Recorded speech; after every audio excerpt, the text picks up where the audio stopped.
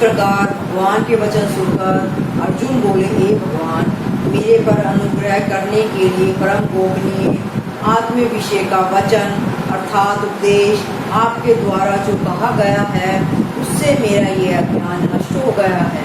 क्योंकि ये कमल नेत्र मैंने भूतों के उत्पत्ति और प्रलय आपसे विस्तार पूर्वक सुने हैं तथा आपका अविनाशी प्रभाव भी सुना है। हे परमेश्वर, आप अपने को जैसा कहते हो यह ठीक ऐसा है, परंतु हे पुरुषोत्तम, आपके ज्ञान, ऐश्वर्य, शक्ति, बल और तेज युक्त रूप को प्रत्यक्ष देखना चाहता हूँ। इसलिए हे प्रभु, मेरे द्वारा वह आपका रूप देखा जाना शक्य है। ऐसा यदि मानते हैं तो हे योगेश्वर, आप अपने अविनाशी स्वरूप को मुझे दर्शन कराइए। इस प्रकार अर्जुन के प्रार्थना करने पर श्री भगवान बोले, ये पार्थ, मेरे सैकड़ों तथा हजारों नाना प्रकार के और नाना वर्ण तथा आकृति वाले अलौकिक रूपों को देख। इस प्रकार अर्जुन के प्रार्थना करने पर श्री भगवान बोले, हे पार्थ, मेरे सैकड़ों तथा हजारों नाना प्रकार के और नाना वर्ण तथा आकृति वाले अलौकिक रूपों को देख।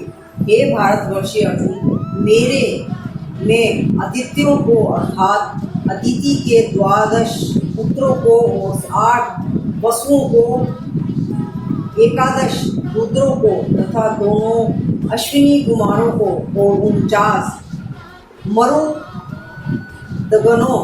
को देख तथा और भी बहुत से पहले न देखे हुए आश्चर्यमय रूपों को देख।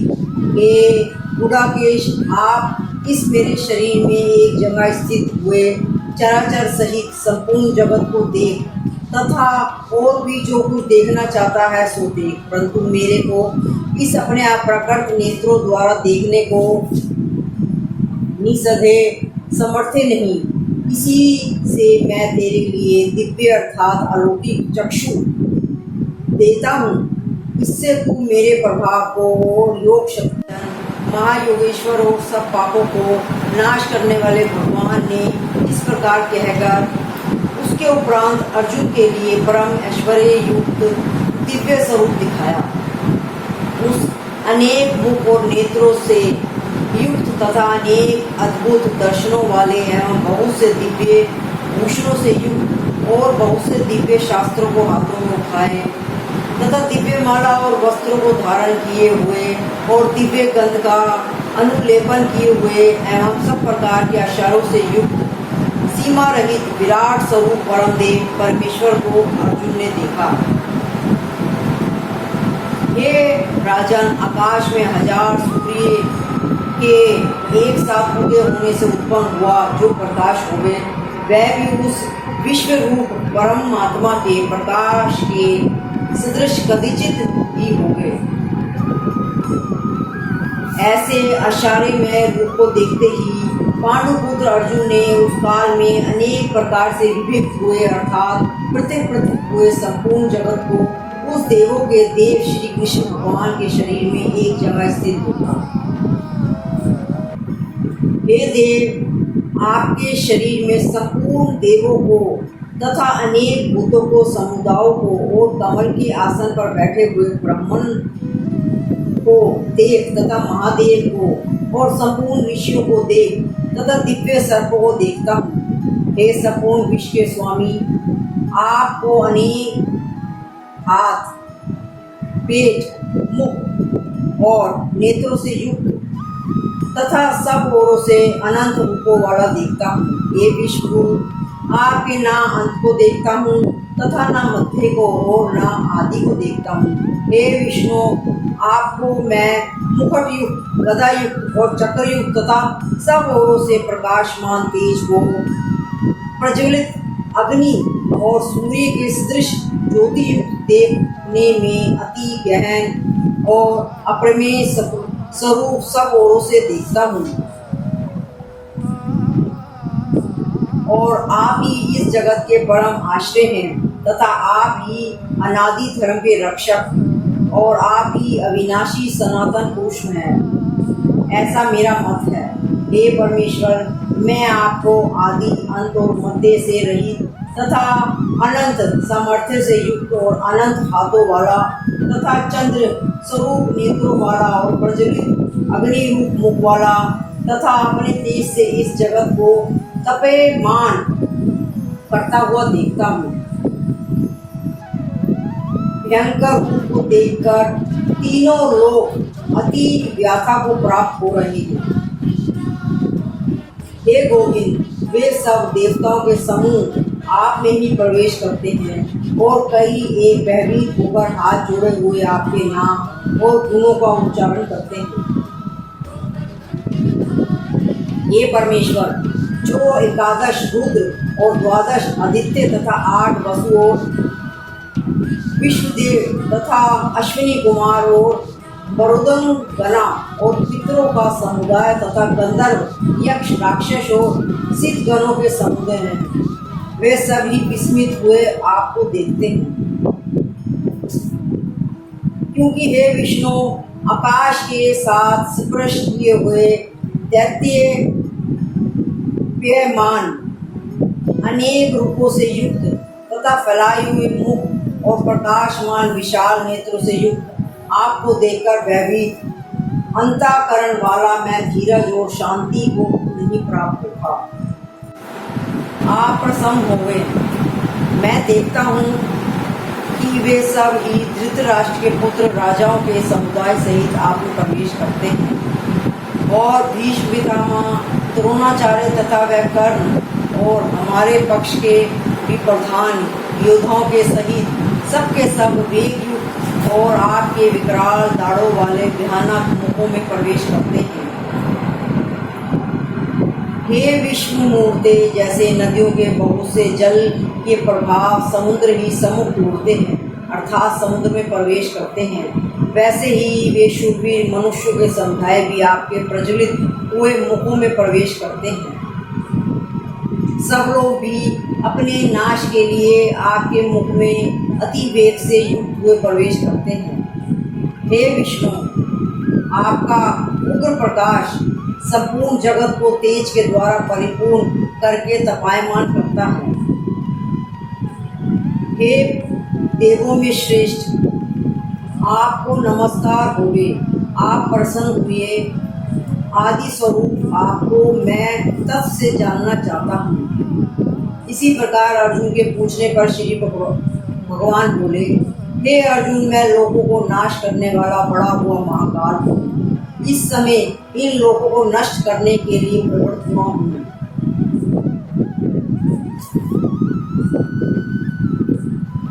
इससे तू खड़ा हो और यश को प्राप्त कर तथा शत्रुओं को जीतकर धन धान्य से संपन्न राज्य को हो। और यह सब शूरवीर पहले से ही मेरे द्वारा मारे हुए हैं।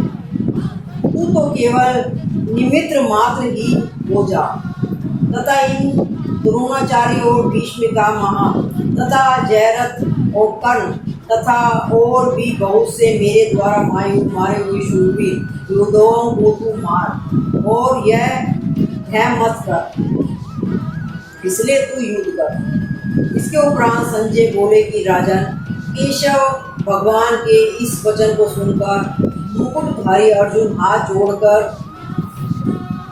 कांपते हुए नमस्कार करके फिर भी भयभीत हुए प्रणाम करके भगवान श्री कृष्ण के प्रति गदगद वाणी से बोले कि हे अंतर्यामी, यह योग्य ही है कि जो आपके नाम और प्रभाव की कीर्ति से जगत अति हर्षित होता है। हे महात्मा, ब्रह्मा के और सबसे बड़े आपके लिए वे कैसे नमस्कार नहीं करें, क्योंकि ये अनंत, हे दिवेश, हे जगन निवास, जो सत असत और उनसे परे अक्षर अर्थात सच्चिदानंदन घन ब्रह्मा है, वह आप ही हैं। आप इस जगत के परम आश्रय और जानने वाला तथा जानने योग्य और परम धाम है। आप वायु, यमराज, अग्नि, चंद्रमा तथा प्रजा के स्वामी ब्रह्मा और ब्रह्मा के भी पिता हैं। आपके लिए हजारों बार नमस्कार। नमस्कार हो गए आपके लिए, फिर भी बारंबार नमस्कार आपके लिए, और आगे से और पीछे से भी नमस्कार हो आपके लिए, सब ओरों से नमस्कार रखा है। ऐसा मानकर आपके इस प्रभाव को ना जानते हुए मेरे द्वारा प्रेम से अर्थात प्रमा से भी, हे कृष्ण, हे यादव, हे सखी, इस प्रकार जो कुछ हठपूर्वक कहा गया है, जो आप हंसी के लिए विहार, शय, आसन और भोजन आदि को में अकेले अथवा उन सखाओं के सामने भी अपमानित किए गए हैं, वह सब अपराध अप्रमेय स्वरूप अर्थात अचिंतनीय प्रभाव वाले आपसे मैं क्षमा करता हूँ, आपसे मैं क्षमा कराता हूँ। हे विश्वेश्वर, आप इस चराचर जगत के पिता और गुरु से भी बड़े गुरु हैं। हे अतिशय प्रभाव वाले, तीनों लोकों में आपके समान भी दूसरा कोई नहीं है। इससे हे प्रभु, मैं शरीर को अच्छी प्रकार चरणों में रखें और प्रणाम करके स्तुति करने योग्य आप ईश्वर को प्रसन्न होने के लिए प्रार्थना करता हूँ। हे देव, पिता जैसे पुत्र के और सखा जैसे सखा के और पति जैसे प्रिय स्त्री के, वैसे ही आप भी मेरे अपराध को सहन करने के लिए योग्य हैं। हे विष्णु मूर्ते, मैं पहले ना देखे हुए आश्चर्य में आपके इस रूप को देखकर हर्षित हो रहा हूँ। इसलिए हे देव, आप इस अपने चतुर्भुज स्वरूप को ही मेरे लिए दिखाइए। हे देवेश, हे जग निवास, प्रसन्न होइए। हे विष्णु, मैं वैसे ही आपको मुकुट धारण किए हुए तथा गदा और चक्र हाथ में लिए हुए देखना चाहता हूँ। इस प्रकार अर्जुन के प्रार्थना को सुनकर श्री भगवान बोले, हे अर्जुन, अनुग्रह पूर्वक मैंने अपनी योग शक्ति के प्रभाव से यह मेरा परम तेज में सबको आदि और सीमा रहित विराट रूप तेरे को दिखाया है। वो तेरे सिवा दूसरों से पहले कभी किसी ने नहीं देखा। हे अर्जुन, मनुष्य रूप में इस प्रकार मैं न वेद और यज्ञों के अध्याय से तथा न दान से और न क्रियाओं से और न उस तपों से ही तेरे सिवा दूसरों को देखा जाने शक्य हो। इस प्रकार के मेरे इस विकराल रूप को देखकर तेरे को व्याकुलता ना होगी और मूढ़ भाव भी ना होगी। उसके उपरांत संजय बोले, हे अर्जुन, वासुदेव भगवान ने अर्जुन के प्रति इस प्रकार कहकर फिर वैसे ही अपने चतुर्भुज स्वरूप दिखाया और फिर महात्मा कृष्ण ने सौम्य मूर्ति होकर इस भयभीत हुए अर्जुन को धीरज दिया।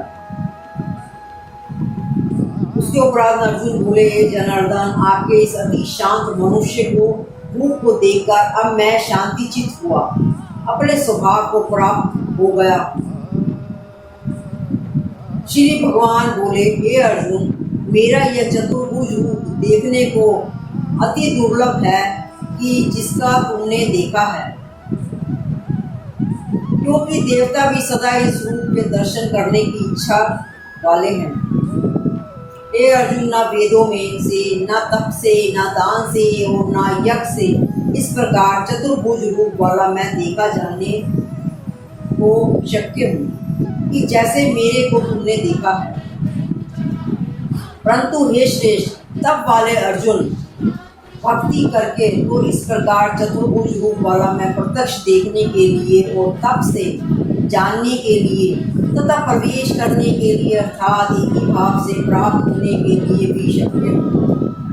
जो पुरुष केवल मेरे लिए सब कुछ मेरा समझता हुआ यज्ञ, दान और तप आदि संपूर्ण कर्तव्य कर्मों को करने वाला है और मेरे परायण है अर्थात मेरे को परम आश्रय और परम गति मानकर मेरी प्राप्ति के लिए तत्पर है तथा मेरा भगत है, अर्थात मेरे नाम, गुण, प्रभाव और रहस्य के श्रवण, कीर्तन, मनन, ध्यान और पठन पाठन का प्रेम सहित निष्काम भाव से निरंतर अभ्यास करने वाला है और आसक्ति रहित है।